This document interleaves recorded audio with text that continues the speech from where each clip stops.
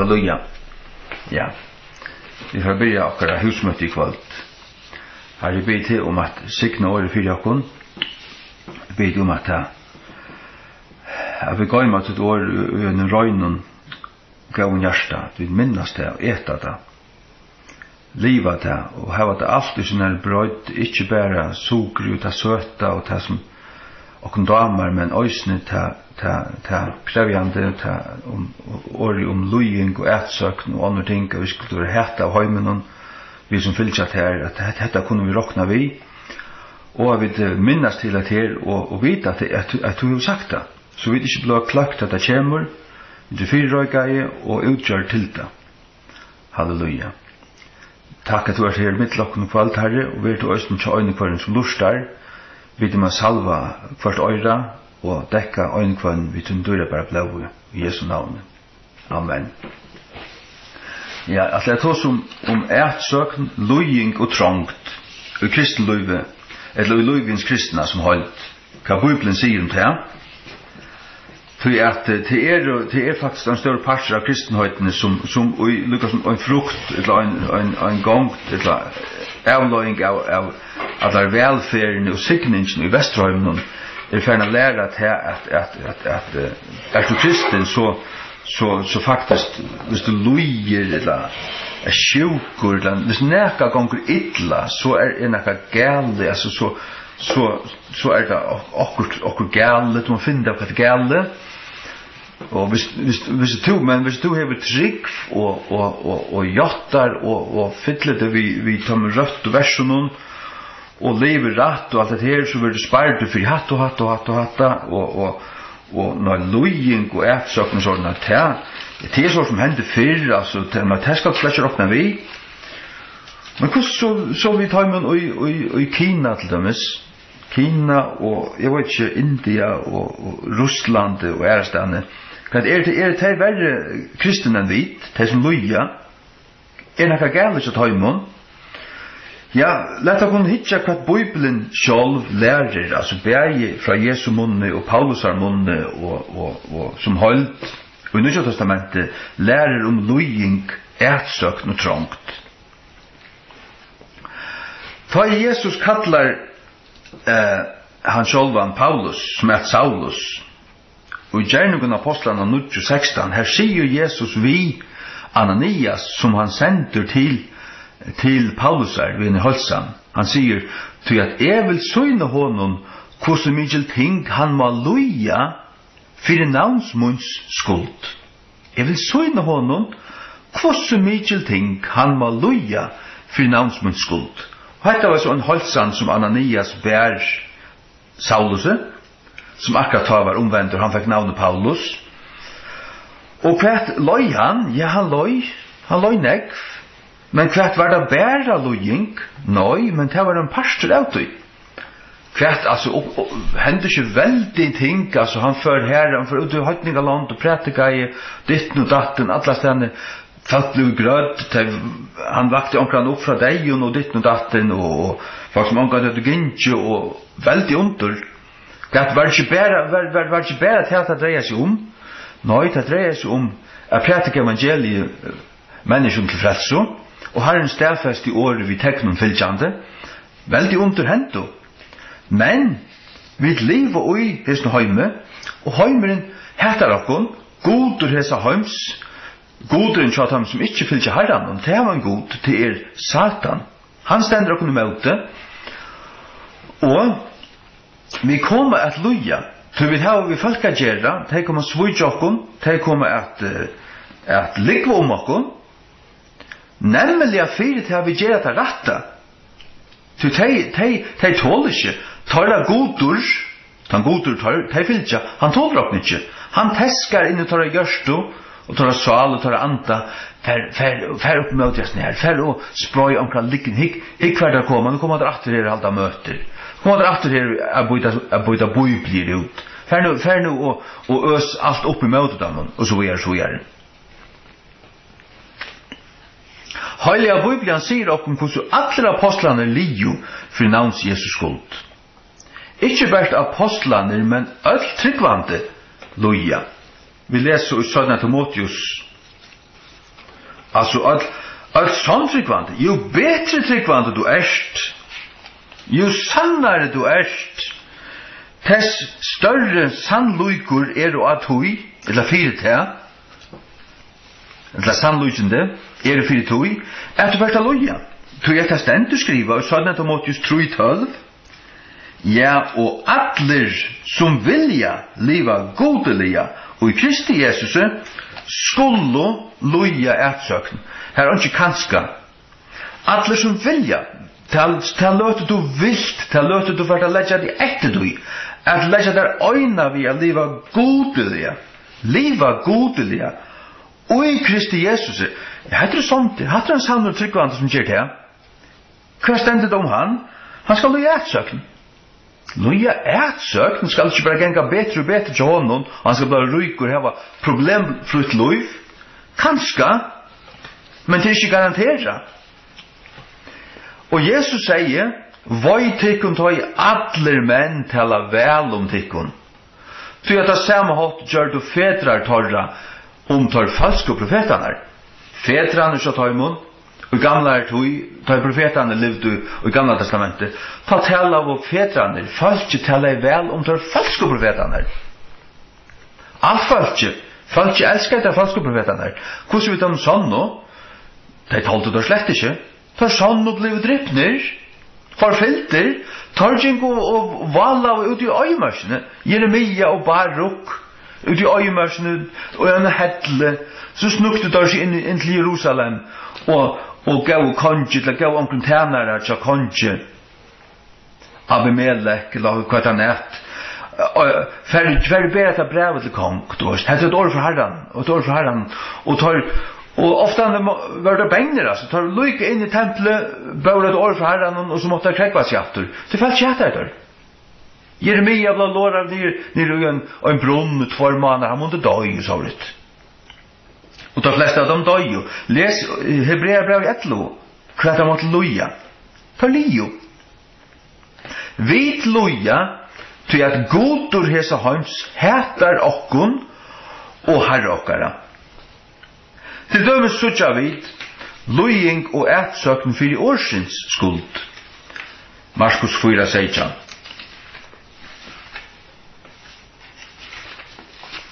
Markus 4:16 i Jesu navn. Her stendur summe som tai året vil såa, og heva onga raud i seg sjálvun, og så halda ut best i øyna tui, søyan ta i lojing og ætsøkn ryser opp fyrir årsins skuld, alt fyrir årt få dei møgnboa. Sørst du?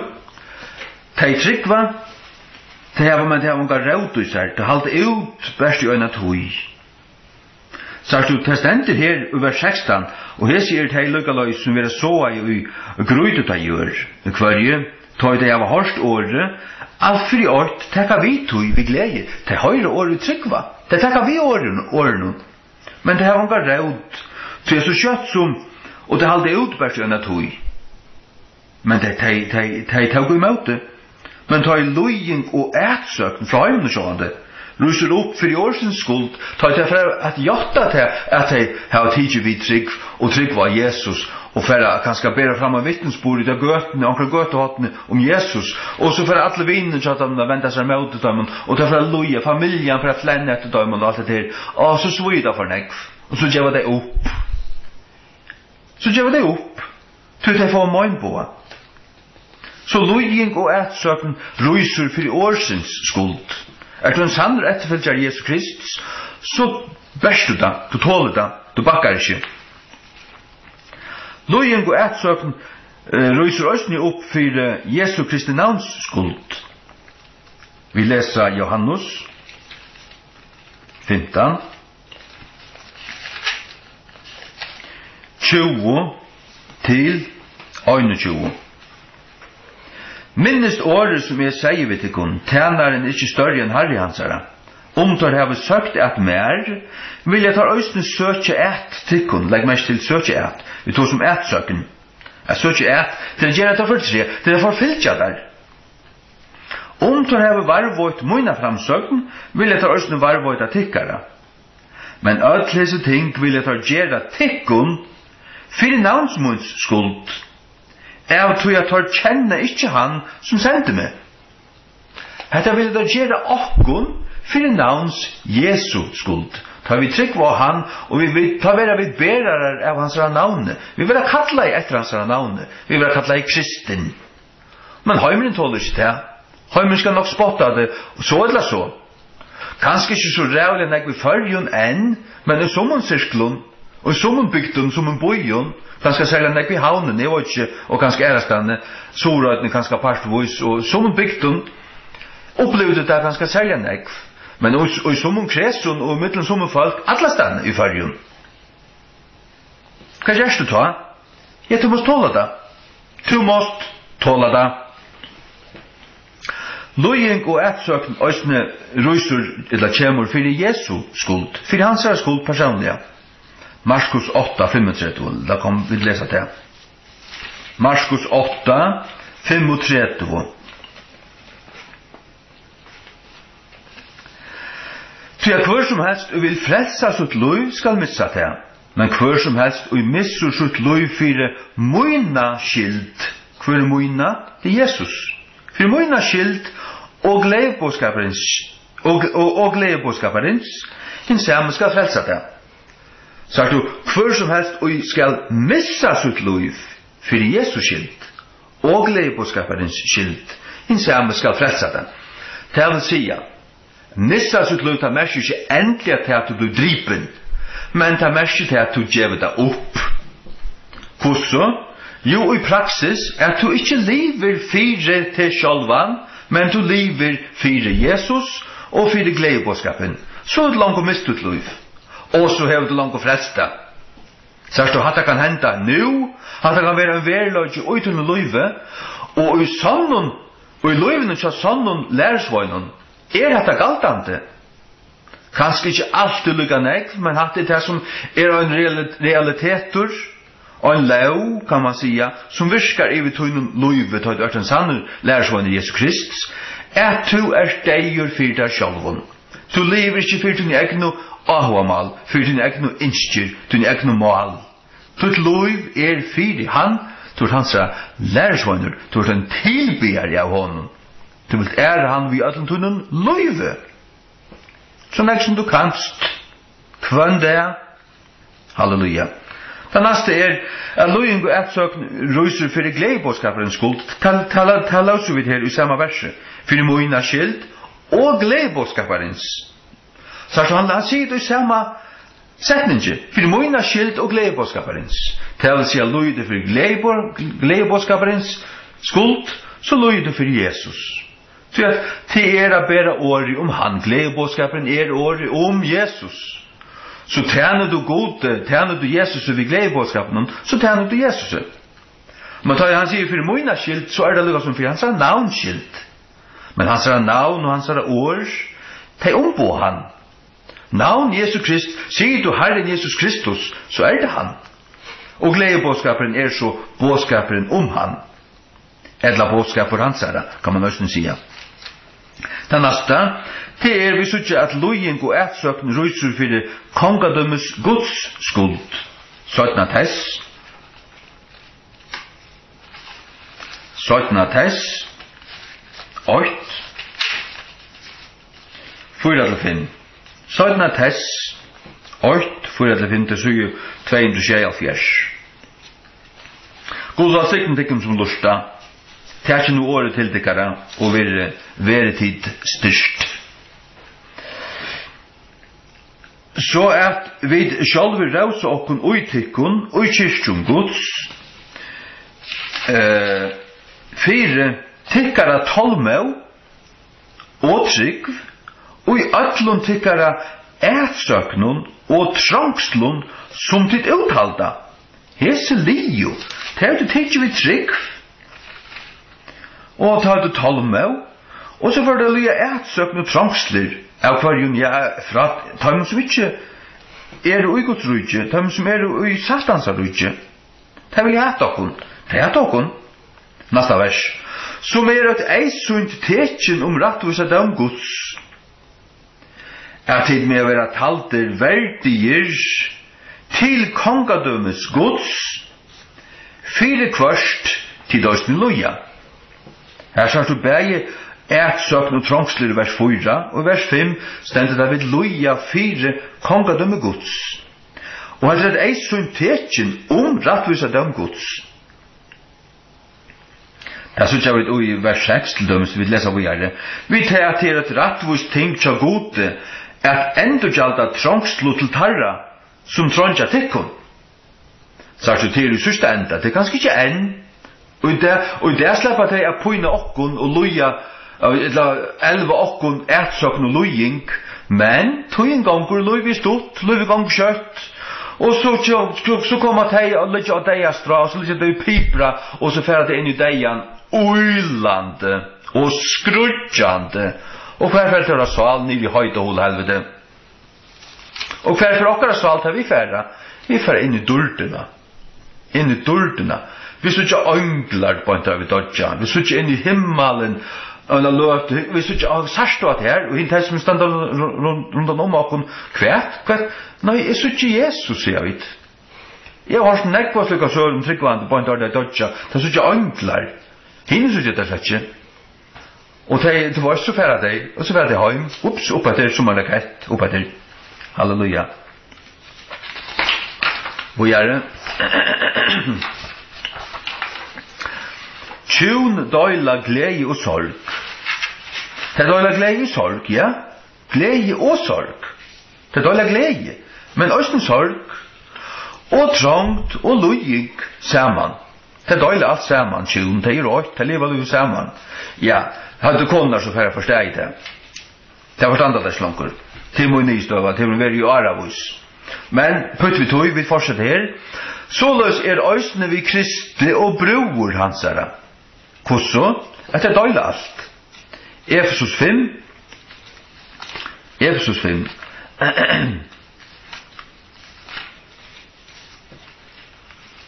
Efesus 5.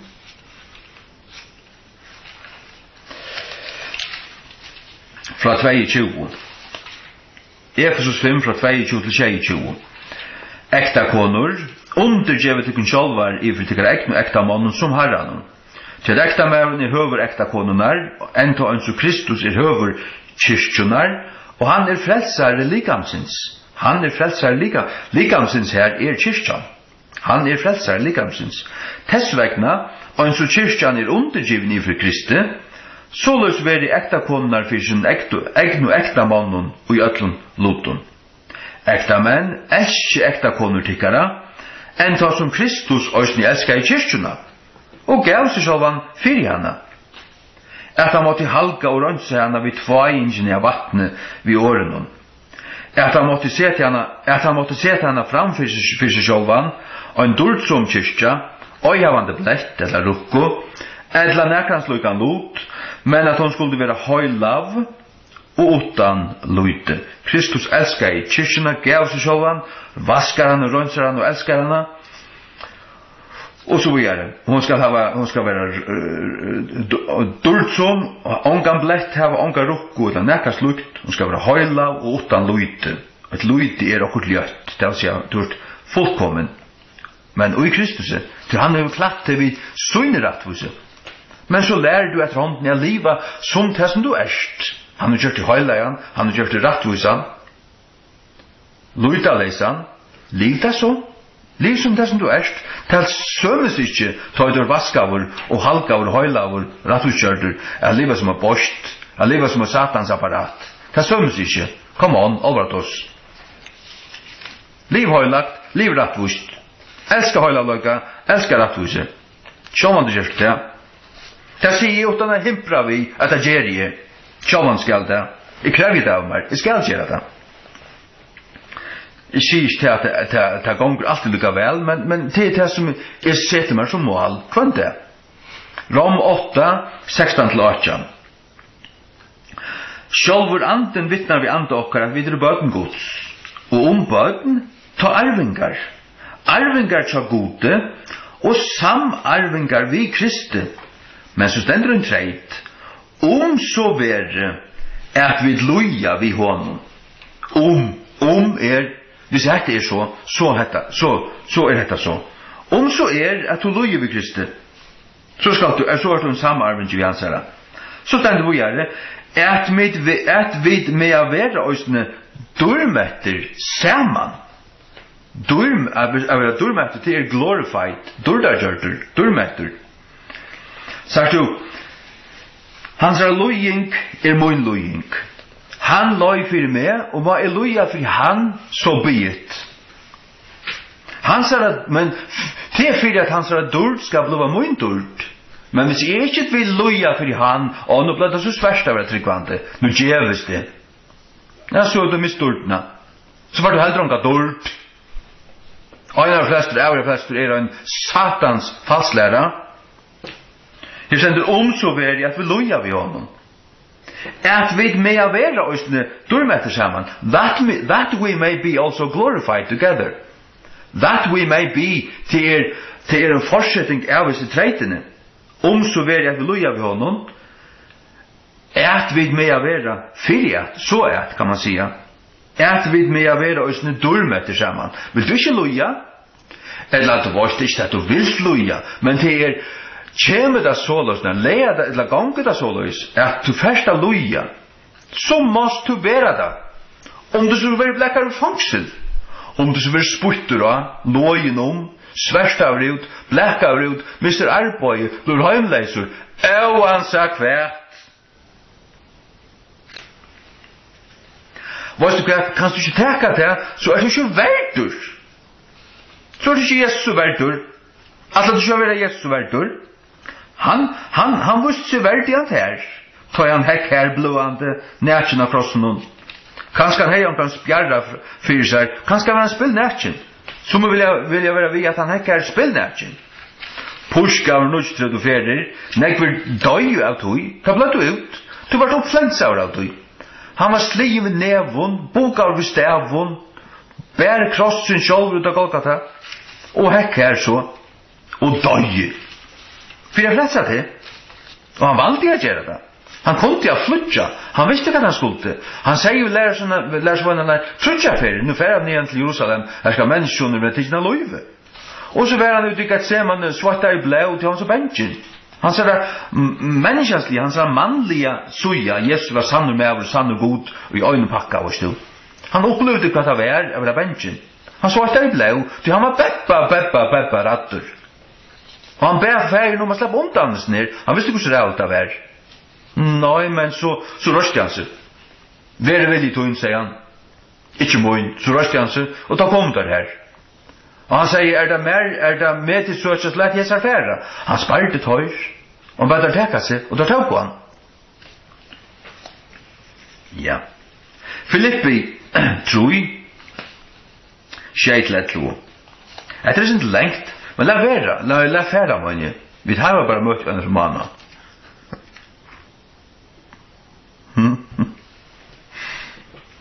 Vi må kunne tåle av en annan tøyme av møte, altså, satt susta til, altså, vi går så året. Hva kunne det være bedre? Filippi troi, skjeitletlo. Men hver ting var vinninger for meg, de rokna i et tap for Krist. De tingene som var vinninger, og han møtte Kristi.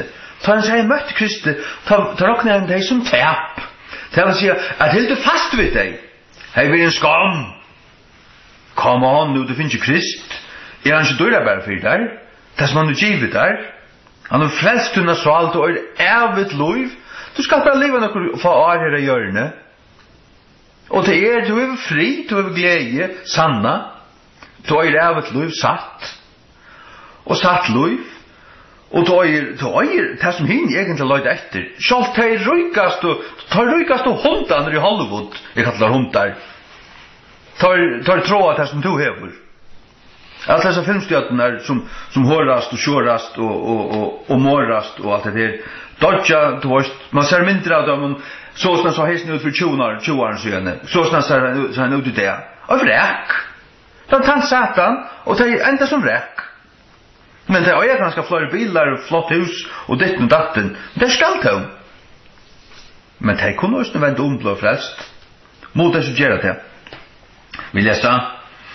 Ja, Iva, jeg råkner ødelting best tæp, for I avbær løykan, nekka som avbarst, til at det ber av det større, det dyrabærer, det fyrir fram avbær løykan, av kun løykan til Krist Jesu haramunds, altså det ber av ødlun, at kjenne han, at det var kun løyka til han, ikke han, vet du kun løyka til han, så kjenner du han. Så kan du tåse han, du varst alt han. Og du kan se hvordan han ikke bare til du har hørt det, men til du erfærer det. Det må man tog. Fyrir kvann jeg har liet tæp av ötlun tingun, og råkne deg best skatten. Hva skal skatten skrepa. At det må vinna Krist. Sagt du, hvis han råkne deg som neka, så får Kristus og en kappingar fellava. En kappingar, hva sier man kappingar neita? Nei, heimen skal ikke være nekkar kappingar neita til Kristi. Hvor skjøv du at Jakobs brev sier til at vinskapur vi heimen futjenskapur mot gode? Hvis du elskar heimen, så hever god en rival. Andre mer kan tjene tvoi morstaren. Du kan ikke tjene god til mammon. Så at du vil elska annan og vanvirre hin. Ta vil du. Du kan bare elska øyn. Elska Krist. Elska han av høylen hjärsta. Hvor er det?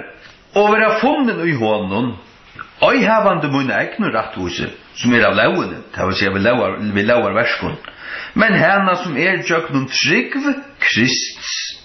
Ratthusena som av som av gode, vi trygv.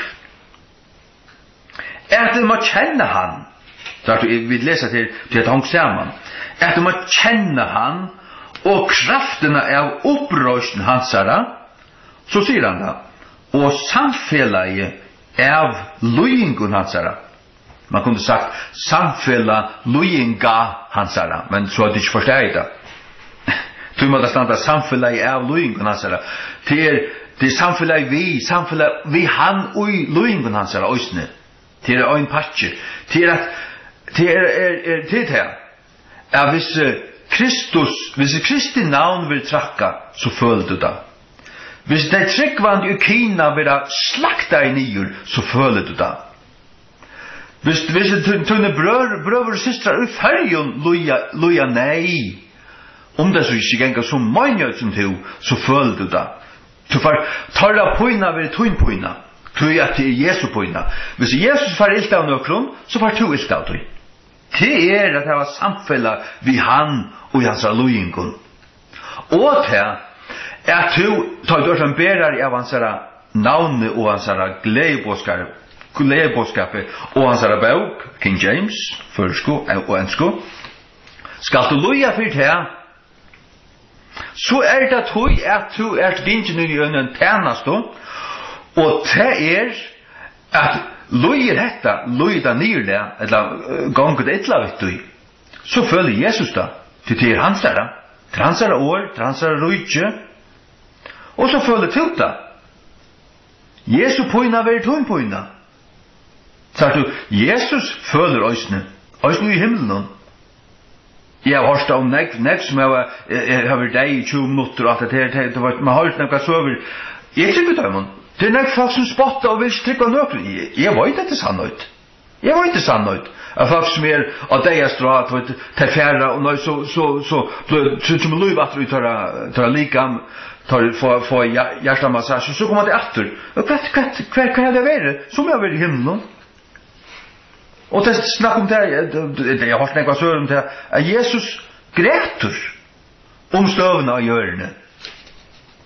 Så han ser okkur. Hine, de som er ferdig i himmelen, de vet ikke om okkur. Men Jesus, han ser, og han, selv om han har med dården, han har med selene, men han føler, han hører okkur bønner, han ser okkur lojing, han føler vi okkur, han elskar okkur. Samfellet av lojingun hansara, verande gjørdur sammyndbærur, deg hansara. Sammyndbærur, til å kunne bliva sammyndavur. Myndbærur, du bærur, så kan du brukast. Sammyndbærur, sammyndeligur, kunne man sagt. at deia hansara. Deia hansara.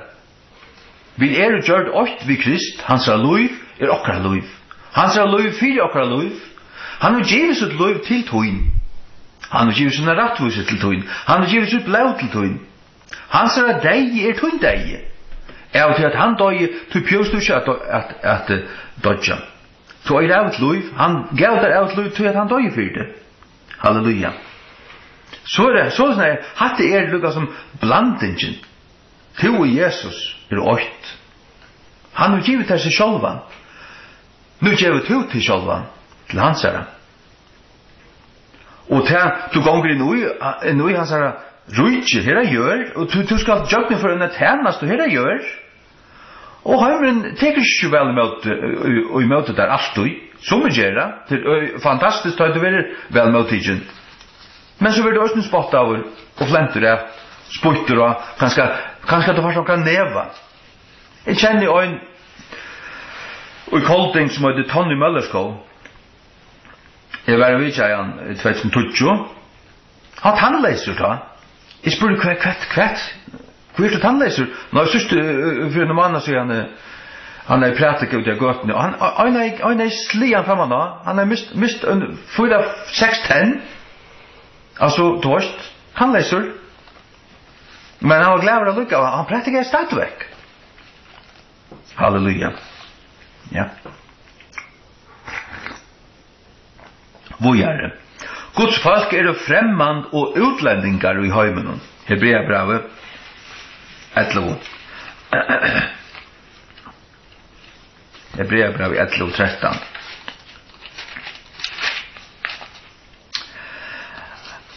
Så i 308. Alle heser døy og i trygg, og har han det møtid i 48 nær. Men har han det sett her lengt borterfra, og var sannførder ter. 48 nær. Sannførder ter, og fentu ter. Og i 8 at har vært fremmander og pøylagrymar av hjørne. En pøylagrymar en sånn vagabonde, en sånn, som bare ganger, han ganger sånn affær, han ganger i jøgnen. Det en som ganger i jøgnen, som ikke var ferdig atter til. Sånn det vi. Vi tar ikke ferdig atter til. Vi sakner ikke atter for dere. Vi kan gå bort frem til. Det som vi kan gå frem til endamålet. Himmelen. Nå ikke Jerusalem. Jesu atter kom. Han ferdig kom atter kjøtt. Jeg var ikke nær, men jeg vant igjen. Jeg vant igjen enn. Det gjør jeg altså.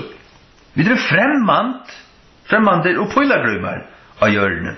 Travaljande her i jøgn. Tvart i jøgn. Og vers 24 òsne. Vi trygg Moses tar han var kommet til Ara, nok det at være kattla av døttersone faraos. Tjøsande heldur, at lojing vi falt ikke gods, enn at njautingarna av synd og i øyne tog. Nå er vi Israel stått. Jeg undrest i at jeg har arbeidet ved Bibelen langt i 11 år. Jeg stod der først King James Hammersynet 2008. Det kunne være jar. Og så man arbeidet hos ned, og man helst var litt, når man så man sliver enn lukkavel. Tror jeg at man skal rønne til neste utgave. Hva kan man gjøre? Det som man kan gjøre, det må man gjøre. Halleluja. Og i vers 38. Nei. Jo. Og gjerne tog. Metande vers 60. Metande Kristi vannviring. Kristi. Kristus også Jehova. Moses fyllt i Herren. Men Herren færen, sonen og halvt ante. Metande Kristi vannviring. Større rujtjedømmer enn durgriper Egyptalands. Han var døttersson i faraos. Han kunde være verand i fara og blive, det var støy fara og døy, han kunne blive haksten over i Egyptalandet. Og han åtti alt, han levde i Susudus, men han brekar det. Og tjau seg heldur at loja lojing vi falsk gods. Det er også det som vi gjør nå, vi som fyllt seg Kristi. I Førjar vi sier at det er Kristi land, men det det? Det er jo ganske verre til morgen, det det. Men det som jeg vil sutja hände utom kristna i förrjun, det som är kristen, att det skulle bli sannare och sannare och röjnare och stärskare och gera mör och geva mör än det här var fyr. Det som så välja att hända Satan, det är inte det är torra problem. Vi kunde bara avvärra det så långt vi kunde och så gör det så fram efter. En durgre Egyptalans tog att han har fyrelit i fyre lönar endurjalten till att han har lönerna för eia. Han visste att han kom att få en eviga lön så gode. Det var han som finns Moses. Vad gör det? Heimuren ligger atler i vansko. 1 Johannes 5:19. 1 Johannes 5:19 säger och i första King James och vi vet att vi är av gode. Och atler heimuren ligger i vansko. Vanska är önskapur, ilskapur, wickedness av det önskun. Vanska är vara vantur till att vara fotler önskapur. Atler heimuren ligger i vansko. Kvui till torra godur är Satan. Det är damer det kan inte höra, men det är det. Och som tid som badnadot kommer i kyrkjefolk men ofrälst, tycker att godur är inte god. De känner slett inte. Du tycker att Gerer vittne mot dig att han är inte tycker att färger. Hvis du kjær frelster og fylgjer Jesus, så er god ikke god. Hvis du ikke hever sonen av sonnen, så hever du helst feiren.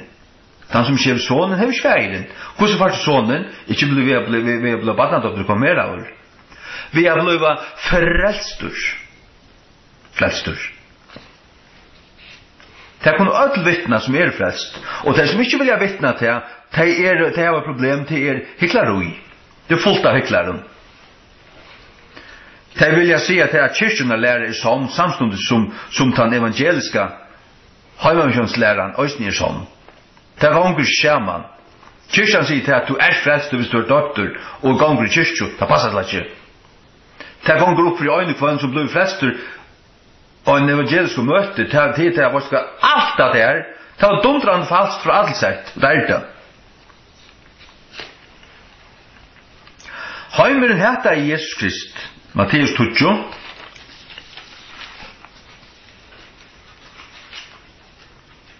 Det är här vi sagt att allt som blev sagt i en kyrkjo och en folkkyrkjo är falskt. Det är här vi sagt. Alltså vi då vet och i varje dag flesta präster som bor rätt. Och det kan man så räkna som en menighet. Men Kristi likan är det samlade tal att de frälsto. Det är något här, något där. Så måste han procentvis mer än ärastande. Jag var bara till att i folkkyrkjon är det ett lågt procenttal. Och det som vi sitter här som är frälst, är det blivit frälst och inom missionshuset. Ett långt ärastande. Kanske kommer vi hus.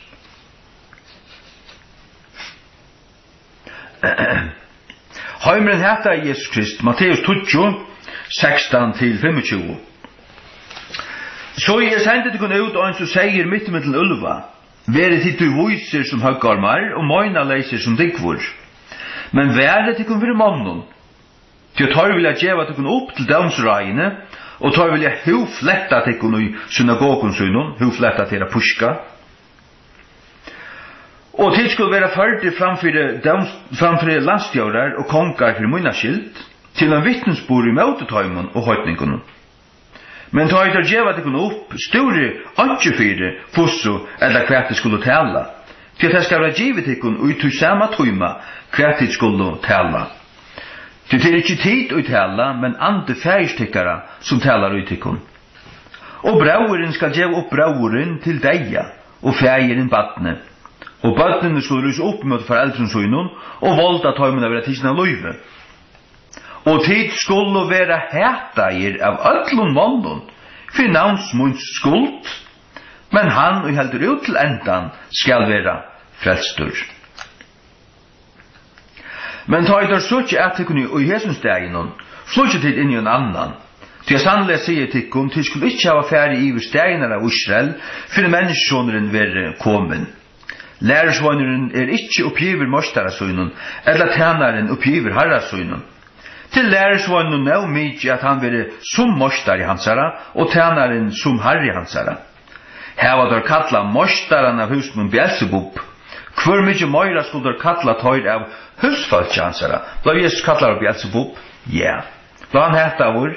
Ja. Det vil sige, at ver du ikke kallar av kjensår, ver du ikke heta vår, så du en vanlig etterfylkjær av Jesus Kristi. Hva søren feila der? Men ver du det? Jeg så du gjørst akkurst. Ja, hva det du vil kallar av kjensår fire?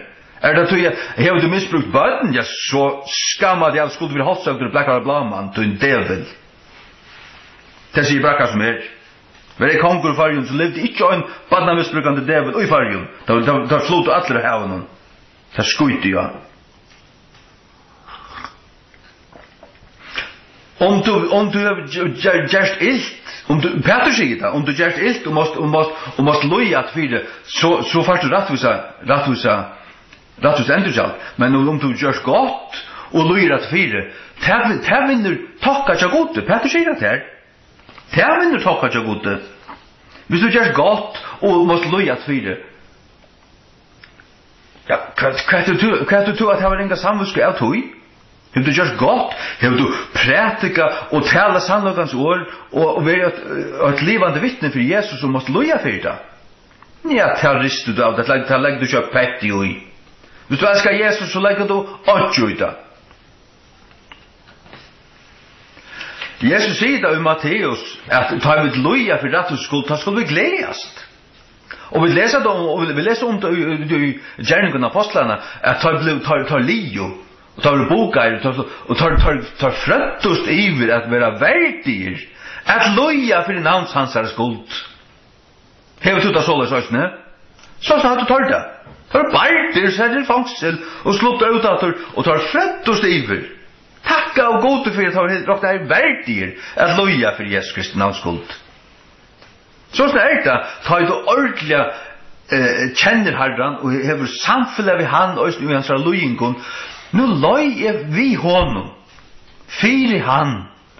Han ser det. Han vøyta. Og han er takka til du. Hvis du sier så løs på tingene, så tåler du å fære jøkken da. Og som vi satt her, Johan, at tjun, døyla, glede og sorg, det døyla alt. Og det så løs at du har en kone, et eller annet kone, har en mann, men så kommer svarer tøyer, og din tjunafelle hoppar fra der, tøy mye mer. Ja, så hva så rister du høyt, hatt det var løyt jeg samler på. Sikken av en klotte. Sikken av klotte. Og fællt du fra Jesus, og bare til det kommer til løying, hva helt han sier, hva helt han hokser han til? Altså. Han skuffar av der. Selv han gjør han til. Skuffar av der. Ikke lette Jesus for å skuffe han av der. Nei. Ikke lette Jesus for å skuffe han av der. Heimeren vil til hete okkon øysene, som fylltja Jesus og hansere. Johannes 15:20. Her var ikke langt liste, jeg var ikke hørt på, ja. Johannes 15:20. Jo. Minnes året som jeg sier vet ikke, tjeneren ikke større enn Harry hansara. Tar jeg sagt at mer vil jeg ta østen søke at ikke. Tar jeg varvått mine framsøkene vil jeg ta østen varvåta tikkere. Ja. Johannes 16:33 årsene. Hese ting har vi skriva når har vi tala tikkun, at du mer til måtte ha fri. Og i heimen skulle det ha kvært, trangslo. Men vær vi godt trest, jeg har vunnet i heimen. Så og i heimen skulle det ha trangslo. Tribulation. Tribulation innebærer oss i ætsøken. Det her var det ringt. Du først her var det ringt. Jeg vil si at jeg åttan har blunka vi til sannast og kristne og gjørende finner du i Kina. Det som genka her, og mittlen bygder her, og så kommer politibiler, så blir det tidsen og kort fangsel, og det fortsetter alluga vel. Du får det elektroder och på öronen är bränt. Och det får stöt och det åtta blir nervavräck. Men det har det gått. Jag ser filmer, det snackar vi det stråla. Och det klarar det, det fortsätter. Och så börjar släppa det ut att touch år sånt. Vad gör det? Det fortsätter. Det älskar Jesus. Det älskar inte pengar så som tycker pengar, pinsar, kloddar i förrän gärna. Det är lusens år. Pengar, älskande, kloddar, fastlärande, dävlar är dit. Vänd om tycker satans apparat. Let's you pet you sida. Om respekt för gon. Fullständigt under noll. Det kan göra vi vad du vill. Det kan vända om. Största hörtanen till Satan ta i vid Guds böten för Guds ord uppenbara och för att liva det. Liva det allt som det är. Älska det, äta det, gåma. Det är Guds ord, det är Guds ord, det är Guds ord. Guds ord är Guds vilja. Guds ord är Guds vilja. Vad ska du? Kom till uppenbarelserna 12:11. Och tar vunno av honom vid blaue lamsins och vid år vittnesbordarsuns och tar älska och icke lovsöjne ät dejan. Tar vunno tar till kristna. Vunno av honom till Satan. Vi blaue lamsins till nummer 8 du vaskar vi Jesu blaue du när synte vi avvaskar. Men och vi år vittnesbordarsuns. Det är inte bara vittnesbordarsuns. Och vi vittnesbordarsuns. Nej, år vittnesbordarsuns. Så vad vittnar vi? Vi vittnar inte om oss själv. Vi vittnar om Jesus.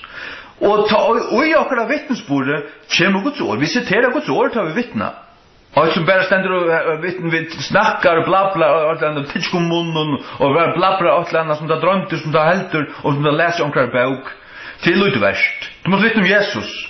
Och vad varst du om Jesus? Det varst du från Bibeln. Det vill säga Guds ord går ingång in i vittnesbord. Det gör det.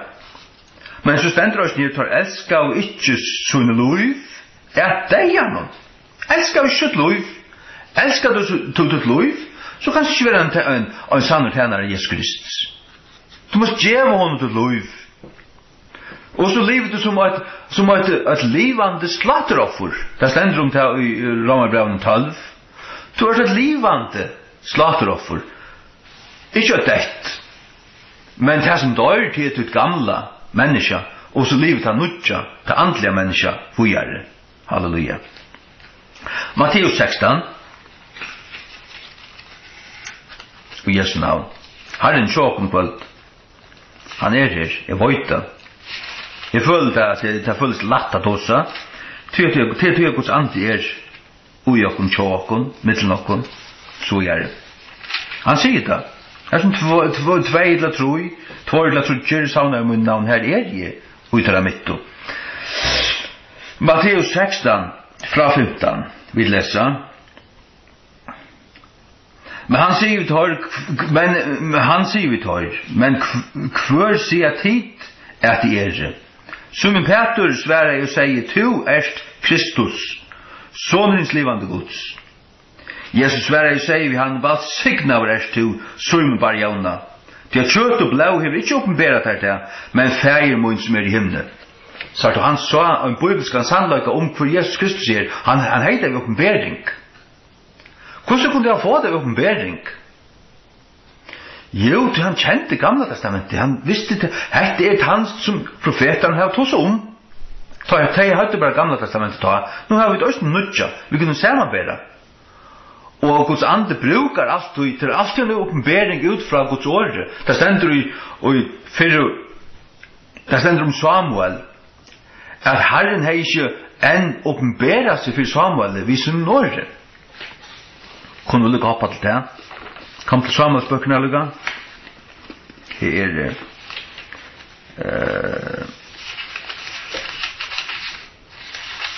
ja. 4 Samuel.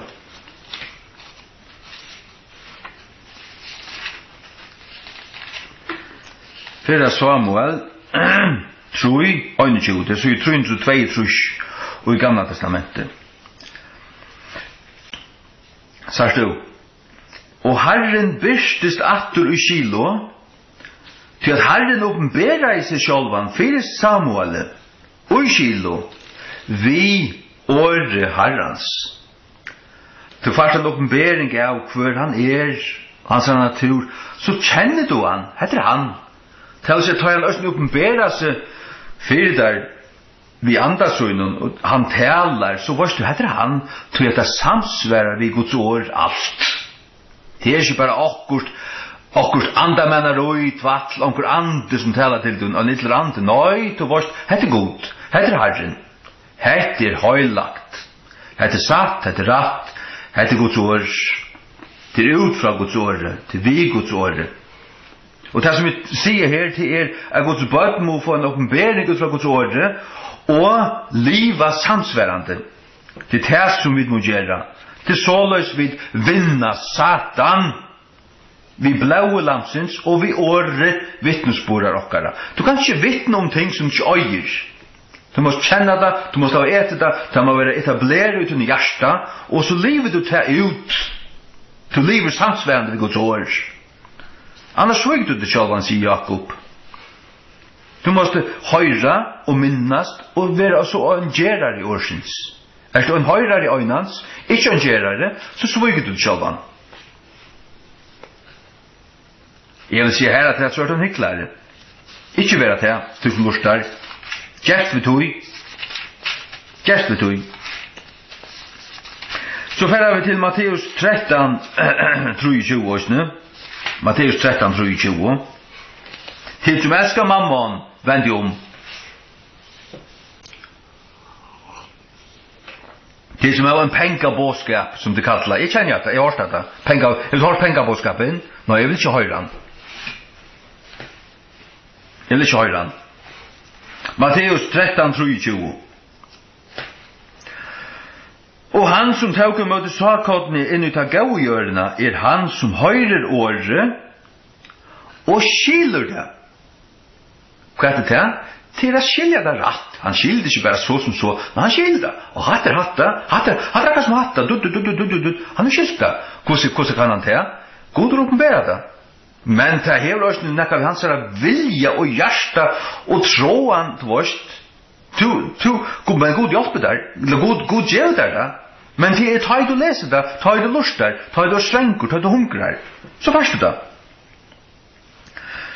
Og skiler det, han skiler det. Det han som høyrer og skiler. Og skiler han, ja, så han finner en oppbering, så per han tendra, som han sier. Han finner en oppbering, han vet hva det menes vi. Så kan han liva det ut, og hva henter? Han blir avvöxt, som Øystein blir avvöxt, og ber fram. Ber fram, gjør afsar, ber fram, du vet. Føyer fram, ber fram, summer 100-faltan, summer 60, summer 30. 100-falt til det mesta. Men så det 60, summer 30. Men det han gaua gjør den. Have to gaua hjertamålt, hva signaver. Høygods år, skilta, det noe som du ikke skiler, be Gud så åpenbæra det. Han vil åpenbæra det, så var det en åpenbæring. Du skiler alt. Skiler alt. Alt. Alt som a skilja. Det stender seg Johannes for søren. Johannes sier det. Og Johannes er brev. Først Johannes er brev. 2:20. Og 3:19 og Nya testamentet. Men tid her var en smyrjing fra henne høyleia, og vite allting, hva skal han smyrjingen at det vi alle gjør gjøre. At man smyr akkurat som salvo og et svar, eller tvorst. Ye have an unction. Unction, det spanskt, eller franskt, kjem fra latuine, det vi salvo å gjøre. Det vil si, vi har en salving, vi smurt, smörjelse av det svenskon. Vi tittar en smyrjing fra henne høyleia. Og hva fører det til? Vet allting. Allting. Ja, men du kan få en åpenbering så at Guds år blir bare alt ljøs for deg. Det kan det bliva. Men det var ikke utan Guds anda, og det var ikke ved en høren hjärsta, og det var ikke ved en deien hjärsta, og en ahua leisen hoa. Nå, du skal ta på ahua. Brennande ahua. Og vers 22 årsene her, vi leser det årsene. Men salvingen som du tar finnes fra hånden, vil verand i utikon, og tikkun tarvast ikke at nekka med å lære tikkun. Men, og en samme salvingen lærer tikkun allting, og sannløyke, og åndsynligen, og enta så hon hever lært tikkun, skulle tid være verand i hånden. Halleluja. Vi får av gjøre. Vi da bia for tøymen som løy etsøkner, fyrir jeg god kan komme i jøknen og bjerga tøymen. Gjerningar apostlene 12. Gjerningar apostlene 12. 8. 12. Nu det tøyene rett i Herodes konger framsunner hendur a plava avvis av kyrkjene, og han drep Jakob, braur Johannes vi svøren hon. Og jeg tror at han sa at jeg tokna i jøten og før han langur fram til å tekka Petrøysene, ta var det er utsurgas breis. Og ta han i handtidje han, sette han i fangsel, og gav han ivet til fyra mannavakter av Hermonen at vakta han, atland etter postjer er førde han fram til folket. Peter tog var hilden i fangslet, men bøn var gjørd utan oihald av kyrkjene til Guds fyrir honom. Av kyrkjene utan oihald. Hva hender så? Så er det her lujer han. Men hva hender så? Ja, lett å kunne lese. Spentur. Lett å kunne høyre. Og ta Herodes ville de ha først han fram, til sommernattene svev Peter i middelen tvær hermen, bundet med tvær kjeton, og varmenner framfor dittnar vakta av fangsle. Og så angel Herrans kom oppa han. Og at ljøs skøyne i fangslen, og han slå Peter av søyene, og røste han opp, sier han det, røste opp skundsligene, og han sier at kjetur fotlo av fra hånden han sier. Sier du? Herren sender en angel og bjerker han. Kjetun fettlet av, og han løyer han ut, for boi 4 mannavakter, og for pengavakt alt. Ditten åpnet og han får ut. Men det var tøyt jeg bau fyrir noen. Sier du, hette løy vi gode. Vi leser sommerstande at vi slipper ikke undan løying, og heimren kommer at gjøre ditten og datten, men hvis vi bia, og hvis vi standa saman og bia, så kan det som så kan Herren brøde jøknen. Herren kan sende en angel, eller vi andar sånn virka sånn at det kommer vent i at vi sikra. Men vi sikra lykkevel. Vi kunne ikke luja tap sammen med Jesus. Du tenker kunne enda drepe okra likam. De drau på atlar utan Johannes. Drau på der. Krossfest og se av og støkte i olje, eller tauka i olje, og ditten og datten, alt muligt. Men hva er det til tåra tap? I behøver ikke. Det er for Høy. Hikk, vi får å gjøre. Løying apostlene og tåra kristne i Thessalonikon. Her så gjør vi alt mulig. Vi får ut i Thessalonikon-brøvene. Kom. Thessalonikon. 4 Tess 2, 8-2. 4 Tess 2, Herren sier vi med at det skulle tekka til i kvöld. Det føles ordentlig som heter et rett år fra Herren. 4 Tess 2, 8-2.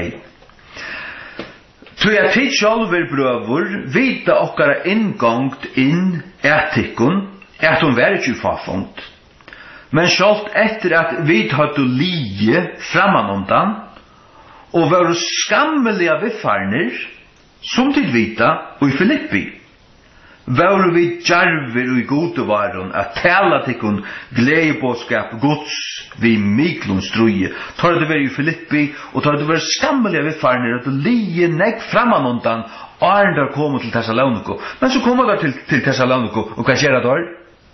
tar pratika, tar var djarver i god och var att hela det kun glädje boskap gods, vi miklon struje, inte vi miklon derve, men struje, det var struj, det var sträve, men det var djarver, och det var stärker, och vad hände? Ja, här blev fattfräst, och här blev så en mönjighet, och i Thessalonika, mitt in i Grekland, och en höjtlen land, förstår du där?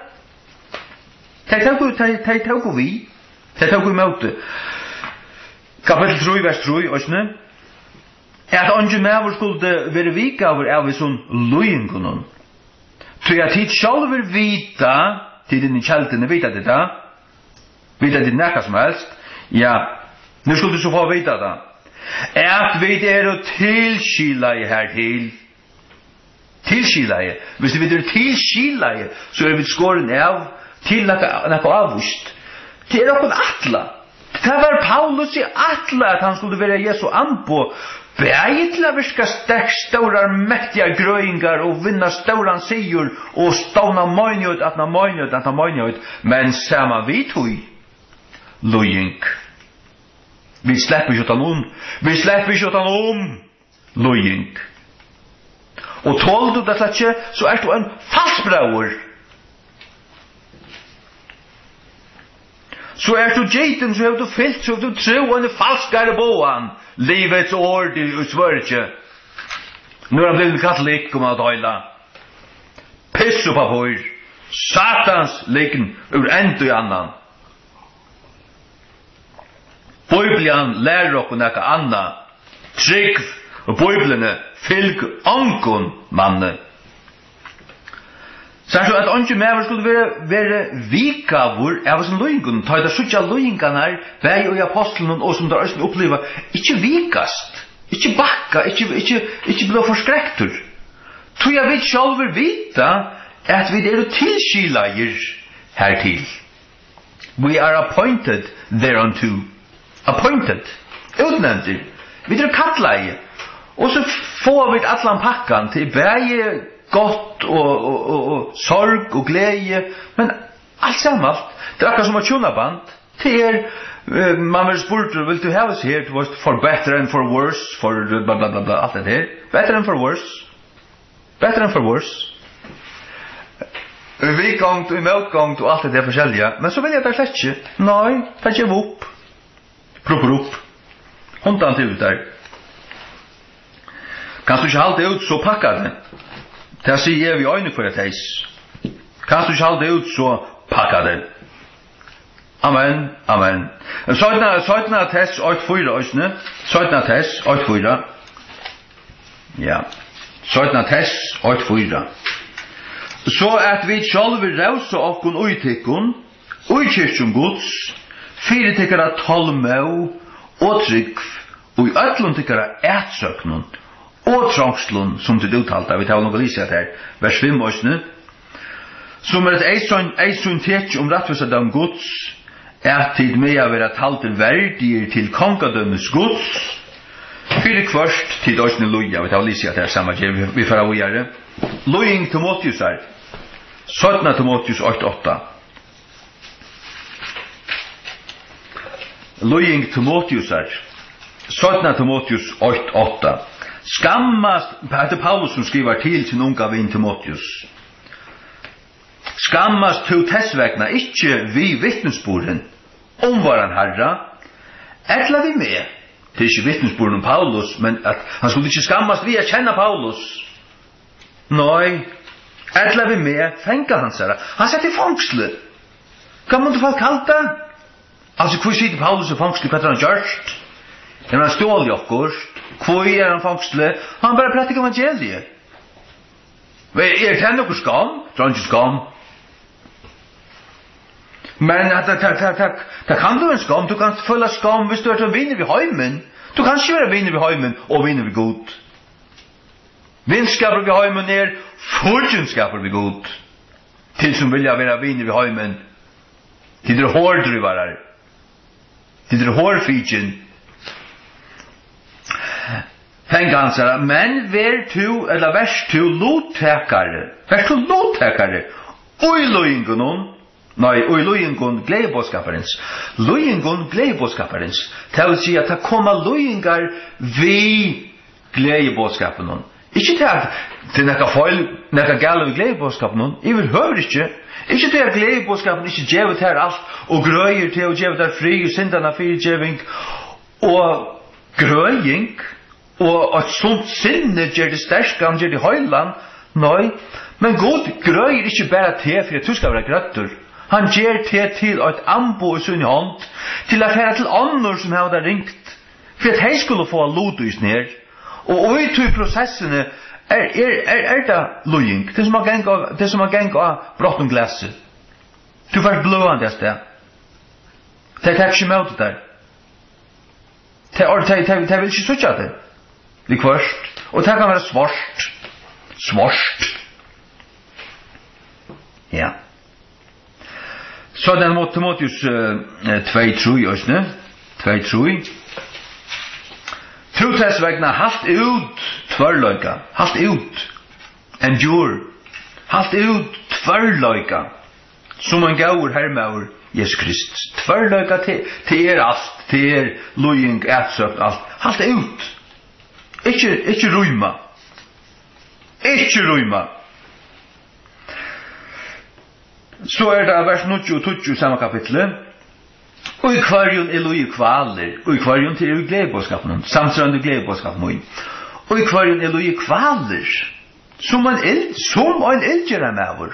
Ikke til at han var en eldgjera mever, men han var råkna om sånt her, som om han er vært det, men han var det ikke. En ta et bonden, til å si, holdt til å være bonden vid kjeton, men Guds år er ikke bondet. Tui halt ut öll ting fyrir hinna utvaldu setjir. Han heldur det ut fyrir torra skuld. Kvui? Hei med òsne lutast frelsuna for søren. Hvis han gav opp, så han tok så sint seg sjálvun. Hva det er verre? Det er vi stinkande sjálvselska. Paulus berda, han heldur det ut sjálft til at færa og i fangsel. Han er ikke pekk ut av. Som er i Kristi Jesus, vi er ut. Kapitel 4, vers 5 også. Men vek to i at loton. Halt ut loingar, gjer evangelists verk, gjer fullt pregv tjennastu tøyna. Fullt pregv han er en tjennastu. Du er ikke bare profeter, eller evangelist, sier øyne med her fire. Jeg spurte han, hvordan er det du vunnet? Hvordan er det du vunnet for Kristus? Ankan. Evangelist, ankan vunnet, kommer kraft. Gjer evangelists verk, gjer fullt preg om tjenestutuna. Men så sier han, halt ut, loingar. Halt ut. Paulus brukar seg sjálvan som fyrdømme om at loja. Fyrdømme, en fyrmynd, at man ser til, 17. Timotheus 3, 12-11. Han skriver til Timotheus så løys, men to hever til fullnar kjent munna godslæro, lufsførslo, endamål, trygv, lengmau, velvild, tolmau. Så sier han videre, ætsøkner, løyingar, som kommer til moin i Antiochio, og i Iconium, og i Lustrum. Hverjar ætsøkner i utstau. Det vil si, han måtte løya, måtte tåla. At utstanda til å tåla. Men utur tøym ötlun, Herren utfri jeg med. Utur tøym ötlun, Herren utfri jeg med. Særst du? Men altså, han måtte gjøkne det. Han måtte først bli bardur, og i fangsel øyna natt, og i først i flere år i fangselen. Men utur tøym ötlun, Herren utfri jeg han. Hatta løyve hins kristna, og til som lærer nekka anna tider og nekka helvetes falslærere, sier det akkurat som det er. Vi får av å gjøre. I kapittel 8, vers 12, Kapitel 8, vers 12. Ja. Fyrir hver skuld I òsne lui hese ting. Hevast hetta, I skammest ikkje. Så jeg sa det mot 8-12 altså. Jeg skammest ikkje, så jeg veit hver inn jeg var tro. Så skammest han ikkje, så han visste hver inn han er tro. Han kunne ikke likva, han som er givet honom et her. Han som er lov honom, hvordan han ser enda skal være. Jeg har ikke se, og jeg har ikke hørt, tar loter som Herren hever firebygget høymon, som elskar navn hans herre. Vi elskar han og åpenbering hans herre. Vi vita hva vi stevner frem i møte, vi djevar det ikke. Sagt du, hvor er det? Og det sannfører at han fører for at varvøyt at det som jeg har lite opp til hans herre, og I møte hinnom deg, hver en hinnom deg, det sørsta deg. Så I deg han skal standa framme for det dømstøle Kristus. Herren mentra varvøyt at det som han lite opp til hans herre. Hva han lite opp til hans herre? Se sjølvan, sutt lov, alt. Han givet seg iver til Kristus. At takke mot Jesus til røysene djeva til. Det ikke bare takke mot honom og så leva som borst. En babse når I Klaksvøk. Lortar etter Metallica og ditten og datten. Og bannast, det var til dagligt som var ikke kvært. Og livet som ser ut luktar og liver og hever ahoamal akkurat som verset. Og som versens bad, akkurat. Man kunne tro tog at han ikke var frelstur. Frelstur?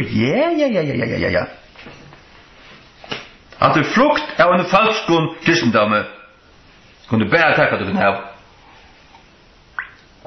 Jeg stod ikke at det er enda lesar banar. Temmelig ringt til Klaksvøk, men alla sånne her som babsamonje der er du. Her har du hyklarar og lengar banar. Til bådskapen dundrand falskur. Ja, Herren bjarga I Paulus ut ur öllun ætsøkn og løying, vi løste akkurat her. Ut ur tom öllun Herren bjarga I mer. Halleluja.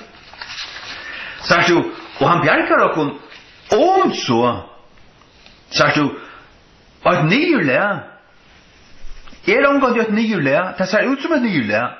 Det så ut som et nyrlega ta Jesus hekka krossen, var det et nyrlega? Det største sier nekrant du. Om du så drep okkun, jeg har hørt det i Tom London her som ætsøkn og løyinger, onkur trupår, ta møtte onkur trupår, ta kom inn her, møtte onkur av sånn innfødde trupår, og du var altså reist du ikke? Altså, du har hørt vi drepa, og hvis du var inn her, du kan godt bli dripen. Ja, hvert kunne du være, så han så sværbæra, ja, altså, hva kunne du hørt med vi? Hva kunne du hørt med vi? Kjøp bare, jeg er veldig høy. Jeg tar så gale. Og så fortsetter han å gjøre det. Skinklotor til vårt, til neste bygd, vi går til året. Jeg forteller dem om Jesus Krist. Jeg ber dem han. Jeg prætika Jesus Krist. Ikke om han. Prætika han. Du han bor i Jakon. Han bor i Jakon. Hikk, djevelen kan ikke skilje okken fra kærløk av Krist vi trångton og ætsøknon. Han kan ikke. Guds ord sier i Romerbrevet 8.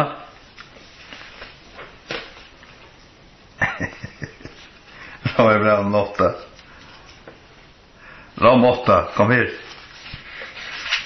Rom 8, fra 35, veldig år.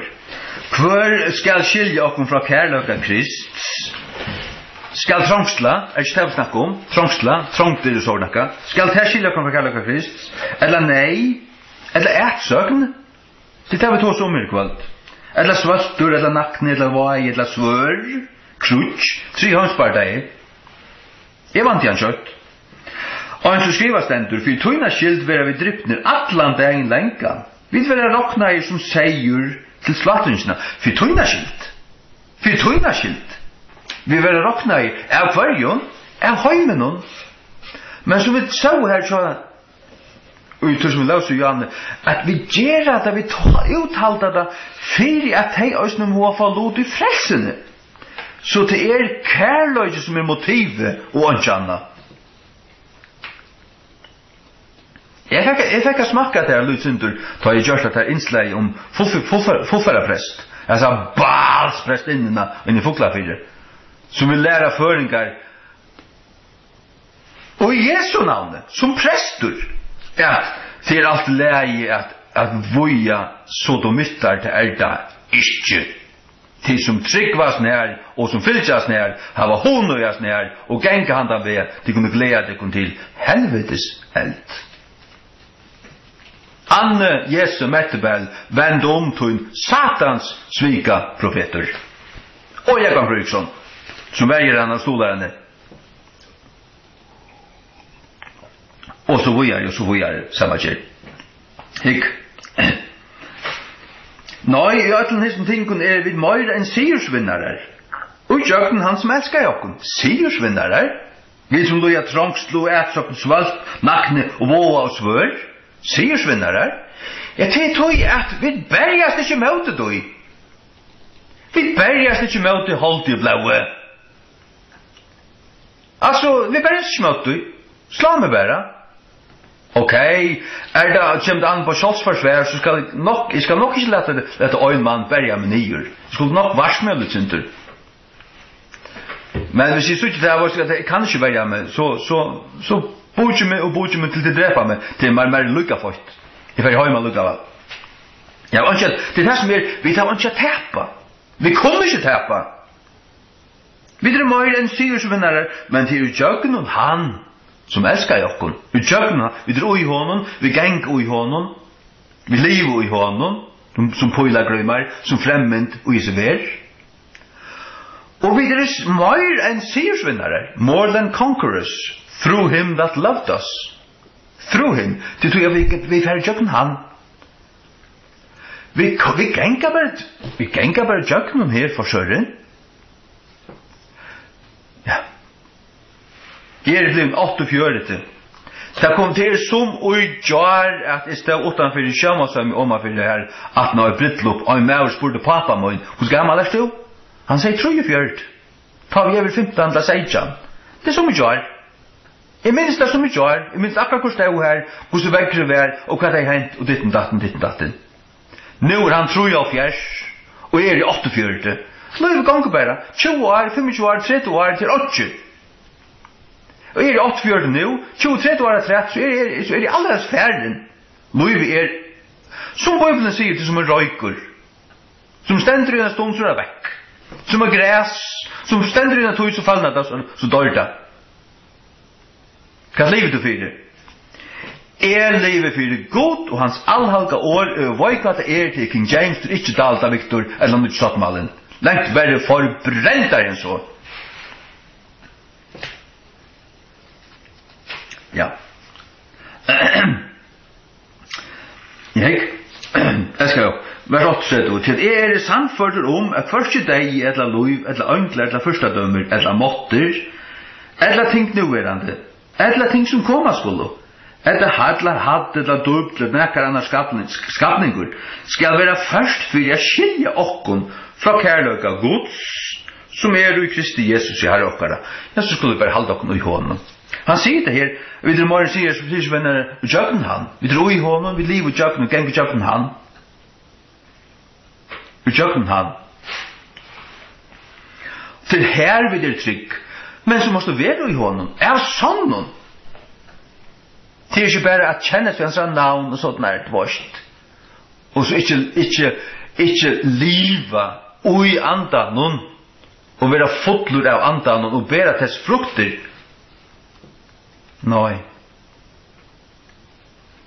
Jeg skal ikke døme når Herren dømer, men jeg sier bare, hvor du? Har du tidlig Guds år, har du tidlig møte du inn i gaua gjør? Eller du gata gjør? Er du ånga frukt? Hva lever du for det? Til en spørning til tøyen, som du står. Hikk, vi får av å gjøre. Guds fyrtjendar kunne best drepa okkara likan. Tar kunne nemlig ikke drepa salena. Og til det som Guds ord sier okkar under Matteus 28.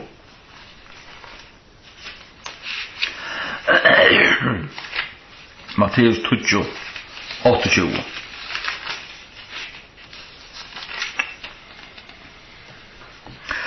Öttest ikke tøyr som drepa likame. Vi snakker om det her, det tar drepa, kan vi stå for å drepa okken, poin okken, öttest ikke tøyr som drepa likame, men ikke før fire drepa salene. Det er noe jeg til, kunst drepa salene. Og salen ikke sykan. Så vi kunne få svar i sykene, og salen noe møyr. Kanskje sykan en parster av salene, men salene kunne ikke drepa salene under vi.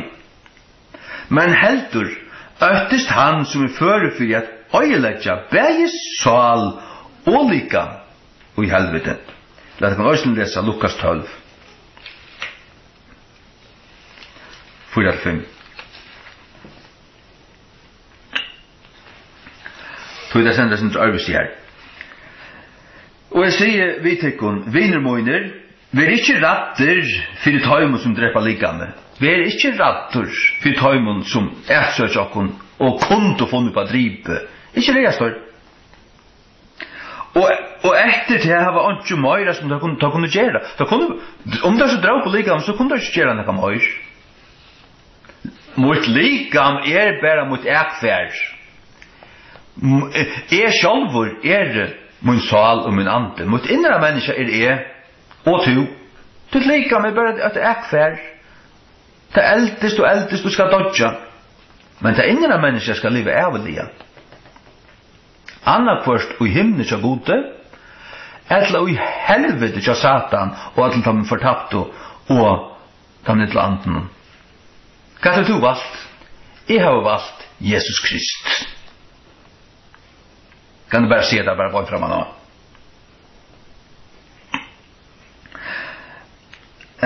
Ja. Men jeg vil fire fram og avvære at jeg kvanti skulle øttast. Øttest han, som etter at han vil dripe,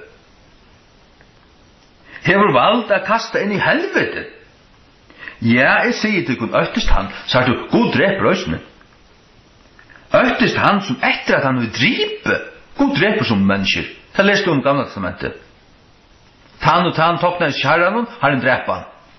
Ananias og Safira lo om at du gode, har en drept deg. Jeg ofta sagt, jeg vil si at mange som fotler, liknar, hiklar, badnamisbrukar, må har en bare drepa deg. Og man tar så standa etter som røynt og høylagt. Det er røyna dodge. At det her kan ikke brukes næra som helst. Og fastlærere. Regulære fastlærere har en bare drepa der. Det vil jeg da slett ikke bruke for dem. Jeg vil ikke bruke for dem. Ja. Så hvor skulle du vidt rast og bakka fire tøymon? Hvor skulle du vidt rast og bakka fire tøymon som bare kunne drepa lika med? Jesus sier jo i Lukas 12:4 ved lovstakka nå, vi ikke ratter fire tøymon som drepa lika med. Vi ikke ratter. Hvem skulle vi reast?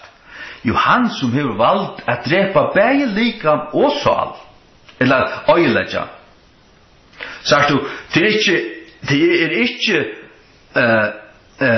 innihilera, det er ikke til åndsgjering, Herren til åndsgjer ikke tunna sal, og så er det bare vekk. Nei, han øyelegger, det vil si nyrbryter. Det vil si han gjever det ivet til Satan.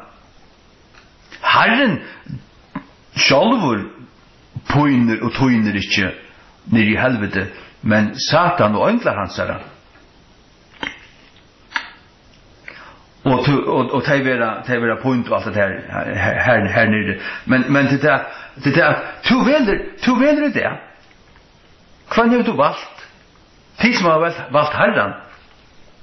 Ratterik, genju bøyna kaus, støye bøyn stiv ved foten til kara, og lett ikke det som lem og ferudeli, men lett det være grøtt, og genji så bøyn fet ved foten til kara.